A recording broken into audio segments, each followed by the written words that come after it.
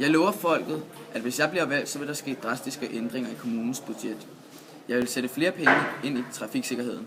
Vi skal mindske trafikuheld så meget som muligt. Folket skal føle sig sikre, men også føle sig overvåget i trafikken. Det er vigtigt, at en kommune har 0 tolerance over for folk, som ikke overholder trafikreglerne. Jeg accepterer ikke, at nogle mennesker, som ikke overholder reglerne, sætter andre uskyldige menneskers liv på spil. Jeg vil lægge vægt på arbejdspladser og billige ejendomme til unge i Hørsholm. Det er ikke nogen hemmelighed, at i Hørsholm er gennemsnitsalderen en af de højeste i Danmark. I Hørsholm flytter mange unge hvert år væk, fordi de ikke kan betale en ejendom, fordi de ikke har et godt nok job. Jeg vil skabe flere arbejdspladser i kommunen, der skal gå målrettet efter unge i Hørsholm. Så stem på mig, hvis I vil have, at man skal føle sig sikker i trafikken og have et bedre ungdomsmiljø.